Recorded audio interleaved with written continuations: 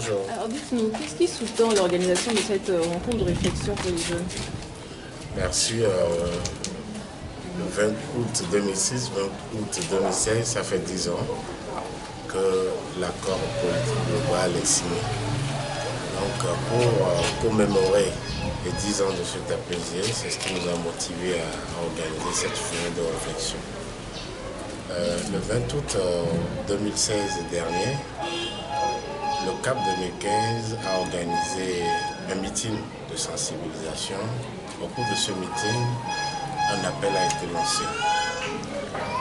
Nous avions voulu réfléchir sur cet appel-là et voir quel doit être le devoir de la jeunesse face à la lutte politique que les acteurs politiques mènent dans le pays. Et voilà la substantifique morale de la manifestation que nous menons ce jour au centre communautaire de Bénin. Pourquoi vous me regardez? Posez-le.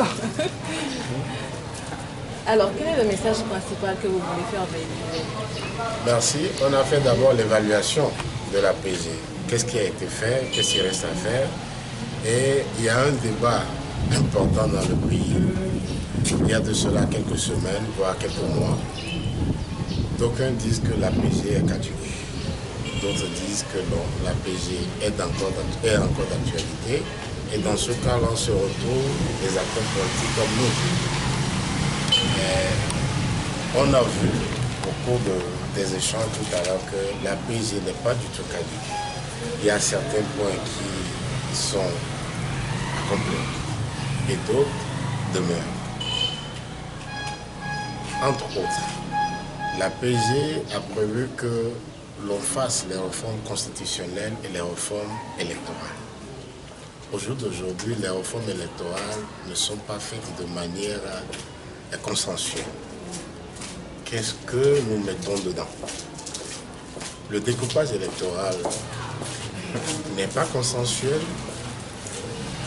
Il y a une disposition de notre constitution qui dit que tu sois togolais du sud ou du nord, tout le monde est à un même niveau, c'est-à-dire l'égalité et l'équité. Alors que si vous prenez le découpage électoral actuel, dans la commune de Lomé, il faut un nombre important d'électeurs pour élire un député. Et le nombre d'électeurs que vous prenez à Lomé pour élire un député, vous prenez la moitié de ce nombre d'électeurs-là pour élire un député dans une autre partie du Togo. Donc cela viole notre constitution. Il faudrait qu'on s'asseye, qu'on réfléchisse sur une de ces dispositions. Autre chose, le fichier électoral, les experts de l'OIF qui étaient venus la dernière fois dans le pays ont remarqué que le fichier n'est pas bon. Il faudrait qu'on aille vers la confection d'un nouveau fichier électoral.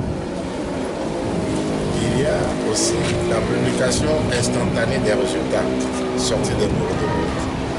Vous êtes de la presse, est-ce que vous êtes autorisé à publier ces résultats-là qui tombent dans le domaine public? Non.